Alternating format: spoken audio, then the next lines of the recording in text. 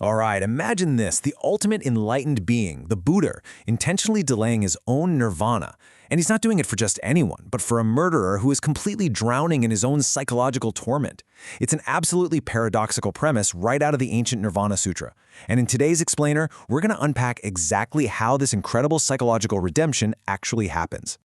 I will remain in the world for countless eons and not enter nirvana, specifically for King Ajatashatru. I mean, just think about the absolute shock value this statement must have had on the Buddha's disciples. Why on earth is the purest being in existence waiting around for a king who committed what is arguably the ultimate, unforgivable crime, murdering his own father just to take the throne? While the ancient text makes it pretty clear that we shouldn't just view Ajatashatru as a historical figure, he actually represents a deeply relatable psychological archetype. He's a symbol for anyone, perhaps even us, who is burdened by immense guilt, deep inner afflictions, or that crushing feeling of having made an unforgivable mistake. So this entire story is really a profound case study about navigating our own darkest inner turmoil. Let's dive right into Section 1. Despair and psychophysical pain. So the king isn't just feeling a little bit of regret here. His extreme psychological guilt is quite literally crushing him. This intense inner unease actually manifests as agonizing fevers and physical sores covering his entire body.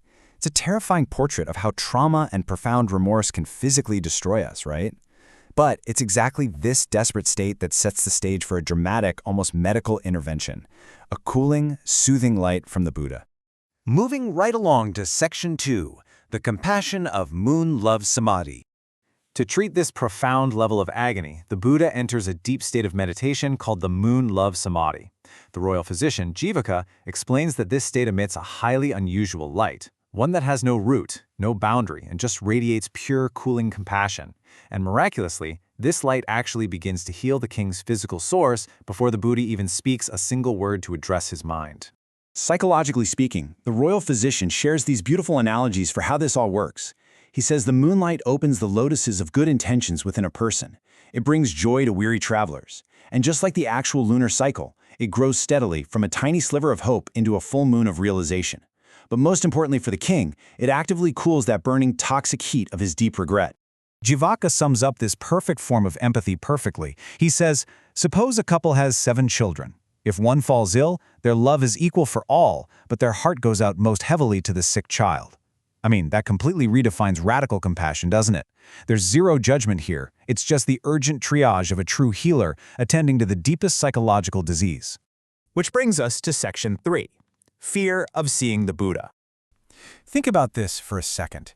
If you believed you had done the absolute worst thing imaginable, how could you possibly face ultimate purity? The king is utterly terrified. His deep shame makes him just want to hide away. It's a feeling we all kind of know. When our inner unease is at its absolute peak, our very first instinct is usually to run far away from those we think will judge us. The king is trapped in this really dark internal projection. He is utterly convinced the Buddha is going to reject him, much like how the ocean supposedly washes up and rejects dead corpses. But Jivaka really grounds him in reality here. He explains that a true healer doesn't wait around for a perfectly healthy patient, or wait for some lucky stars to align before deciding to treat a terminal disease. And the logic here is just undeniable.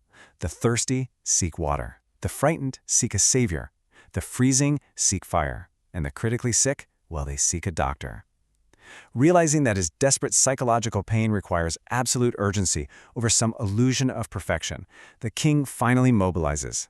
Accompanied by 500,000 of his subjects, which is just wild to think about, he makes this urgent journey to finally face his fears.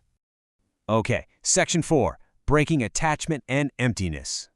When the king finally gets there, he just lays out his ultimate cognitive block. He says, I have brought this disaster upon myself. Whether I observe my mind or not, I am absolutely destined to fall into the lowest hell. He truly believes his identity as a murderer and his terrible punishment are fixed, solid, and completely unchangeable. His guilt is basically an immovable mountain in his mind. But here is where it gets fascinating. The Buddha dismantles that mountain step by step using the concept of sunyata, or emptiness. First, he points out that the physical body and the mind are completely impermanent. They're always changing, moment to moment. Because of that, the whole concept of a fixed, permanent self who committed the crime is actually an illusion made up of shifting parts. And since these parts aren't fixed realities, the sin itself literally cannot have a fixed, permanent root. Then, the Buddha pushes the king with this mind-bending challenge.